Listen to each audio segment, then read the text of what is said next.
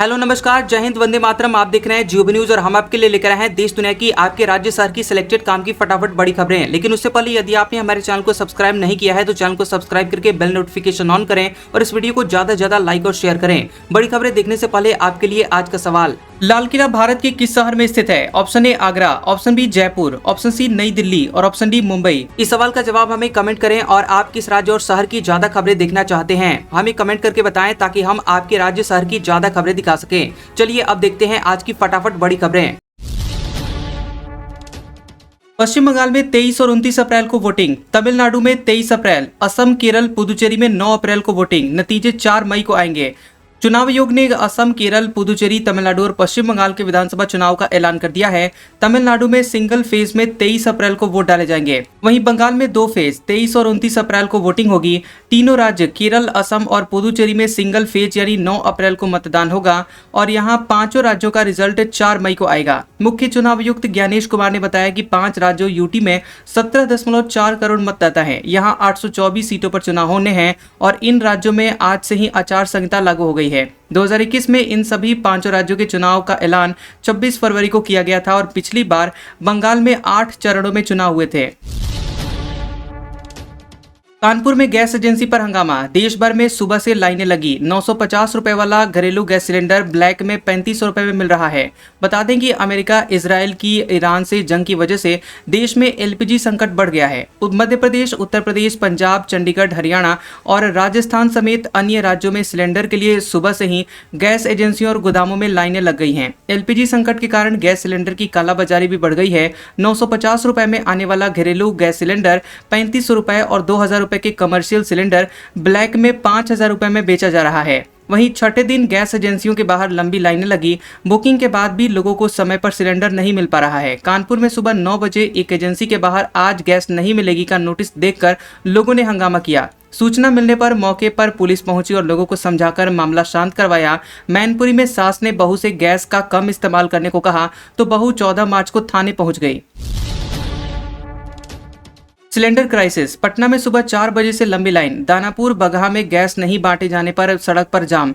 बिहार में नए कनेक्शन पर रोक। अमेरिका इजराइल की ईरान से जंग की वजह से देश भर में एलपीजी की किल्लत जारी है। बिहार में भी रसोई गैस का संकट थमने का नाम नहीं ले रहा है। सिलेंडर लेने के लिए लोग सुबह से ही गैस एजेंसियों के बाहर लाइन में खड़े नजर आ रहे हैं। पटना के बिहटा में सुबह 4 बजे से गैस एजेंसी के बाहर लंबी लाइन नजर आई। वहीं दानापुर और बगहा में गैस सिलेंडर आने के बाद भी उसे बांटा नहीं गया तो नाराज लोगों ने सड़क पर जाम कर दिया। बिहार में नए गैस कनेक्शन पर रोक लग गई है। गैस एजेंसियां नए कनेक्शन पर रोक के साथ ही जिन उपभोक्ताओं के पास एक सिलेंडर है उन्हें दूसरा सिलेंडर भी नहीं दे रही है। इधर सिलेंडर की कमी का असर अब बाजार पर भी देखने को मिल रहा है। गैस उपलब्ध नहीं होने की वजह से लकड़ी और कोयले की मांग बढ़ गई है, जिससे इनके दाम भी तेजी से बढ़ने लगे हैं। इसके साथ ही इंडक्शन के दाम भी करीब 5 गुना तक बढ़ गए हैं।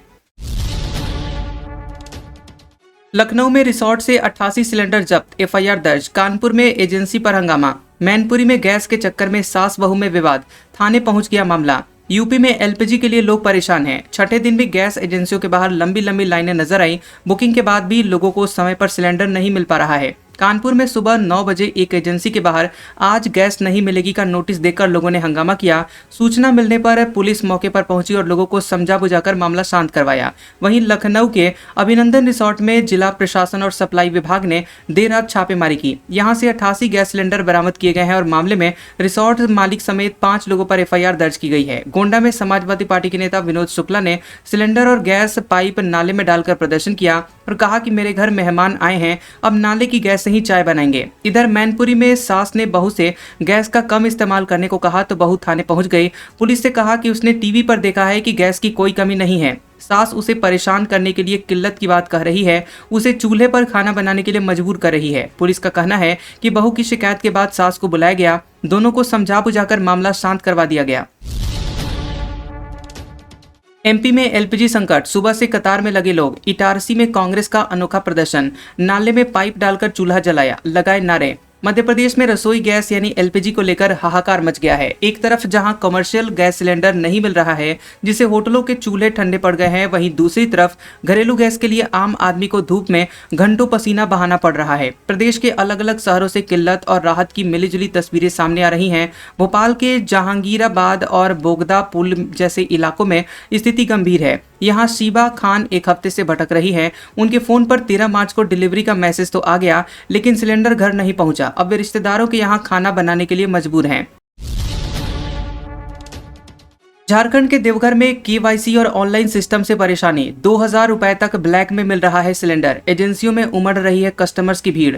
देवघर समेत लगभग पूरे झारखंड की विभिन्न गैस एजेंसियों पर इन दिनों रसोई गैस सिलेंडर के लिए उपभोक्ताओं की भारी भीड़ देखी जा रही है। सुबह से ही लोग सिलेंडर लेने के लिए एजेंसियों के बाहर लंबी कतारों में खड़े नजर आ रहे हैं। इससे खासकर महिलाओं और बुजुर्गों को काफी परेशानियों का सामना करना पड़ रहा है। देवघर शहर के मां तारा इंटरप्राइजेस गैस एजेंसी के बाहर तो उपभोक्ताओं की लंबी लाइनें लग गई।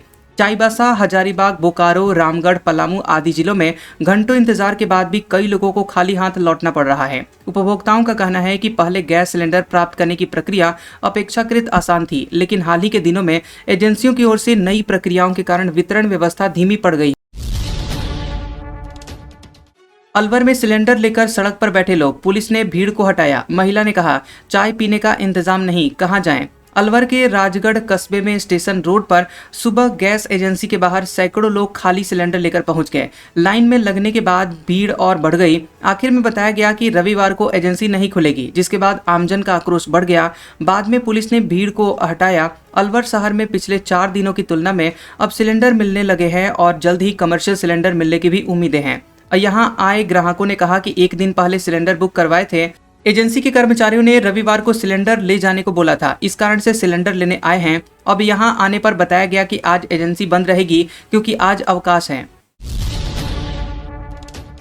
पश्चिम बंगाल में पुजारियों मुअज्जिनों का मानदेय 500 रुपए बढ़ा। हर महीने अब 2000 रुपए मिलेंगे। चुनाव के ऐलान से सवा घंटे पहले ममता बनर्जी ने किया ट्वीट। पश्चिम बंगाल में विधानसभा चुनाव की घोषणा से सवा घंटे पहले मुख्यमंत्री ममता बनर्जी ने पुजारियों और मुअज्जिनों यानी अजान के लिए आवाज देने वाले लोगों के मानदेय में 500 रुपए की बढ़ोतरी करने की घोषणा की है। उन्हें अब हर महीने 2000 रुपए मिलेंगे। सीएम ममता बनर्जी ने रविवार दोपहर एक्स पोस्ट में लिखा कि पुजारी और मुअज्जिन समुदायों के आध्यात्मिक और सामाजिक जीवन को बनाए रखने में अहम भूमिका निभाते हैं और सरकार ने मानदेय योजना के तहत पुजारियों और मुअज्जिनों की सभी नई आवेदनों को भी मंजूरी दे दी है। ममता ने लिखा कि हम ऐसा माहौल बनाने पर गर्व करते हैं जहां हर समुदाय और परंपरा को महत्व दिया जाता है और मजबूत किया जाता है। हमारा प्रयास है कि हमारी समृद्ध आध्यात्मिक विरासत के संरक्षकों को उचित सम्मान और समर्थन मिले। ईरान बोला, एपस्टीन गैंग 9/11 जैसे हमले की साजिश रच रही, इसका आरोप हम पर लगाया जाएगा। हमारी जंग अमेरिकी नागरिकों से नहीं है। अमेरिका, इजराइल और ईरान जंग का 16वां दिन था और ईरान के सीनियर अधिकारी अली लारिजानी ने दावा किया कि जेफरी एपस्टीन से जुड़े हुए कुछ लोग 2001 के 9/11 वर्ल्ड ट्रेड सेंटर जैसा हमला करवाने की साजिश रच रहे हैं। उन्होंने कहा कि इसका आरोप ईरान पर डालने की कोशिश की जा सकती है। ईरान ऐसे किसी आतंकवादी हमले का समर्थन नहीं करता और उसका अमेरिकी जनता से कोई युद्ध नहीं है। बता दें कि जेफरी एपस्टीन एक यौन अपराधी था जिसने 2019 में जेल में हत्या कर दी और उस पर नाबालिग लड़कियों के यौन शोषण के आरोप थे। अमेरिका के जस्टिस डिपार्टमेंट ने बीते कुछ महीनों में एपस्टीन से जुड़ी हुई कई सारी फाइलें सार्वजनिक की हैं। इनमें राष्ट्रपति डोनाल्ड ट्रंप समेत दुनिया भर के कई हाई प्रोफाइल लोगों के नाम हैं।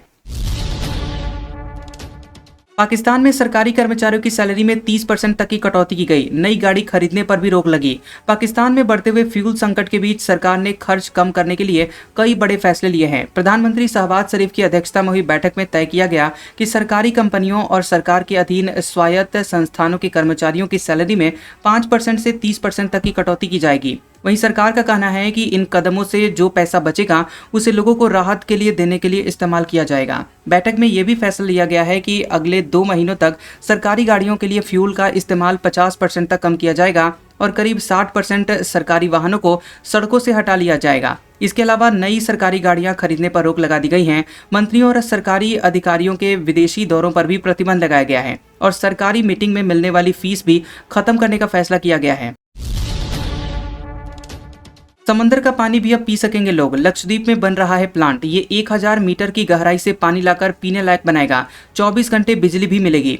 चारों ओर समुद्र से घिरे द्वीपों की 2 सबसे बड़ी चुनौती होती है, पहला पीने का मीठा पानी और दूसरा सस्ती ऊर्जा। लक्षद्वीप में इन दोनों का समाधान समुद्र ही देने वाला है। दरअसल राजधानी कवरत्ती में एक ऐसा प्लांट तैयार हो रहा है जो कि समुद्र के तापमान के अंदर से बिजली पैदा करेगा और उसी प्रक्रिया में समुद्री पानी को पीने के पानी में बदलेगा। पृथ्वी विज्ञान मंत्रालय के national institute of ocean technology NIOT ने ऐसी क्रांतिकारी तकनीक पर काम शुरू किया है जो कि इस साल के अंत तक दुनिया के लिए मिसाल बन जाएगी। ये दुनिया का पहला ऐसा हाइब्रिड प्लांट होगा जो समंदर की लहरों से शुद्ध पानी और 24 घंटे बिजली भी पैदा करेगा। दत्तात्रेय होस बोले ईरान युद्ध पर भारत का स्टैंड सही। संघ चाहता है कि दुनिया में शांति हो। भारतीयता हिंदुत्व मानसिकता नहीं जीवन शैली है। हरियाणा में चल रही राष्ट्रीय स्वयंसेवक संघ RSS की अखिल भारतीय प्रतिनिधि सभा के आखिरी दिन सर कार्यवाह दत्तात्रेय होस ने प्रेस कॉन्फ्रेंस की। उन्होंने मिडिल ईस्ट में चल रहे युद्ध के बीच ईरान को लेकर भारत के स्टैंड पर कहा कि भारत हित में सरकार सही कर रही है और ऐसा विश्वास है कि सरकार का स्टैंड सही है। उन्होंने कहा कि संघ पड़ोसी देशों के साथ बेहतर संबंधों पर जोर देता है। बांग्लादेश और नेपाल में सामाजिक और राजनीतिक उथल पुथल के बाद कई सरकारें बनी हैं और दोनों देशों में शांति, स्थिरता और उनका भारत के साथ अच्छा संबंध पूरे एशिया के विकास और सुरक्षा के लिए जरूरी है। हालांकि उन्होंने बांग्लादेश में हिंदुओं की सुरक्षा पर भी चिंता जताई।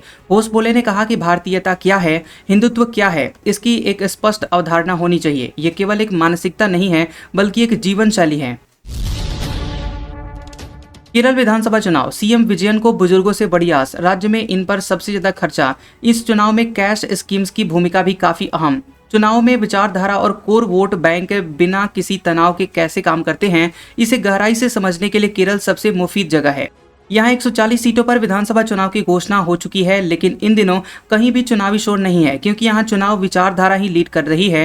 केरल के बुजुर्ग और महिलाएं इस विचारधारा को लीड करते हैं। बुजुर्ग LDF के कोर वोट बैंक की रीढ़ हैं, इसलिए विजयन सरकार अपनी कल्याणकारी योजनाओं का 48% पैसा इन्हीं पर खर्च कर रही है। देश का पहला एल्डरली बजट इन्हीं के लिए लेकर आई है और यही अहमियत महिलाओं की भी है। शिरडी में साईं ट्रस्ट 200 किलो गैस रोज बचा रहा। सोलर सिस्टम से रोज बन रहा है 40,000 श्रद्धालुओं का खाना। सरकार ने यूनिक मॉडल बताया। ईरान इजराइल संघर्ष के कारण दुनिया भर में ईंधन की आपूर्ति पर दबाव बढ़ने की आशंका है। ऐसे समय में शिरडी स्थित साईं बाबा संस्थान ट्रस्ट का सोलर कुकिंग सिस्टम एक मिसाल बन गया है। सौर ऊर्जा से चलने वाले इस सिस्टम से रोज हजारों श्रद्धालुओं के लिए भोजन पकाया जा रहा है। इस सोलर सिस्टम से हर दिन करीब 2000 किलो खाना बनाया जाता है, जो लगभग 40,000 श्रद्धालुओं के लिए पर्याप्त होता है और इससे रोजाना करीब 200 किलो गैस की बचत भी हो रही है। इस अनोखी पहल को देखते हुए ministry of new and renewable energy ने भी इस प्रोजेक्ट को देश के एक यूनिक मॉडल के रूप में सम्मानित किया है। शिरडी में रोज औसतन 75 से 80 हजार श्रद्धालु दर्शन के लिए आते हैं। साईं संस्थान के प्रसादालय में श्रद्धालुओं को मुफ्त में भोजन दिया जाता है और लगभग 40,000 लोग हर दिन इसका लाभ लेते हैं। और पहले इतनी बड़ी मात्रा में खाना बनाने के लिए करीब 1700 किलो गैस खर्च होती थी, जिससे संस्थान पर काफी आर्थिक बोझ पड़ता था। मणिशंकर बोले, मोदी को नीच नहीं, नीच किस्म का आदमी कहा था। उनका चरित्र नीच। वे झूठ बोलकर और गलत बातें फैलाकर प्रधानमंत्री बने। पूर्व केंद्रीय मंत्री मणिशंकर अय्यर ने पीएम मोदी के लिए कई साल पहले नीच शब्द इस्तेमाल करने पर हुए विवाद को एक बार फिर से उसी तरह का बयान दिया है। और मणिशंकर अय्यर ने कहा कि मोदी जी कहते हैं कि मैंने उन्हें नीच कहा, लेकिन मैंने उन्हें नीच नहीं कहा, बल्कि मैंने कहा था कि वे नीच किस्म के आदमी हैं। मोदी जी कहते हैं कि मैंने उन्हें नीच जात का कहा, लेकिन मैंने उनको कभी नीच जात का नहीं बुलाया। मैंने कहा था कि उनका यानी मोदी का चरित्र नीच है। अय्यर जयपुर के कनोडिया कॉलेज में एक व्याख्यान में बात कर रहे थे। पश्चिम बंगाल SIR, भाषा समुदाय और दबाव में फंसे अधिकारी, समय कम, फाइलें लाखों में। राज्य के 550 और ओडिशा झारखंड के 200 अधिकारी काम में जुटे हैं। पश्चिम बंगाल में मतदाता सूची में तार्किक विसंगतियों की जांच के लिए विशेष सत्यापन प्रक्रिया यानी SIR चल रही है। सुप्रीम कोर्ट के निर्देश पर इस प्रक्रिया में 60 लाख संदिग्ध दस्तावेजों की जांच होनी है, जिसका जिम्मा जिन न्यायिक अधिकारियों को दिया गया है वे भारी दबाव में हैं। प्रक्रिया में शामिल झारखंड से आए एक न्यायिक अधिकारी ने बताया कि रोजाना कम से कम 300 मामलों का निपटारा करना पड़ रहा है। पश्चिम बंगाल के 550 अधिकारियों के अलावा ओडिशा और झारखंड के करीब 200 अधिकारी इसमें लगे हुए हैं। बांग्ला में कई जगह कुछ उपनाम सरनेम दो तरीकों से लिखे जाते हैं। इनमें बनर्जी या बंदोपाध्याय, मुखर्जी या मुखोपाध्याय और चटर्जी या चट्टोपाध्याय समेत दर्जनों उपनाम शामिल हैं। राज्यसभा चुनाव, भाजपा ने ओडिशा से 82 विधायक पारादीप भेजे। कांग्रेस के 8 MLA बेंगलुरु में रुके। राज्य की 4 सीटों पर 16 मार्च को होगी वोटिंग। ओडिशा में 16 मार्च को होने वाले राज्यसभा चुनाव से पहले भाजपा ने अपने 82 विधायकों को पारादीप भेज दिया है। पार्टी ने प्रदेश अध्यक्ष मनमोहन सामल, सांसद सुजीत कुमार और निर्दलीय उम्मीदवार दिलीप राय के समर्थन में रणनीति बनाने के लिए ये कदम उठाया है। बता दें कि भुवनेश्वर स्थित भाजपा मुख्यालय में बैठक के बाद मंत्री और विधायक 2 लग्जरी बसों से पारादीप के लिए रवाना हुए। पार्टी सूत्रों के मुताबिक सभी विधायक पारादीप में दिलीप राय के होटल में ठहरेंगे। आज का सुविचार, अगर आपके पास देने के लिए कुछ भी नहीं है तो निराश मत होइए, आप सभी को सम्मान दे सकते हैं। कैसा लगा ये वीडियो हमें कमेंट सेक्शन में जरूर बताएं। वीडियो पसंद आया हो तो वीडियो को लाइक और शेयर करें और ऐसी इंटरेस्टिंग वीडियोस देखने के लिए हमारे चैनल GOB न्यूज को सब्सक्राइब करें और बेल आइकॉन को दबाएं। और हमारे ओल्ड और लेटेस्ट वीडियोस देखने के लिए हमारे प्लेलिस्ट और कम्युनिटी टैब को जरूर चेक करें। तो मिलते हैं अगले वीडियो में, तब तक के लिए आपका शुक्रिया।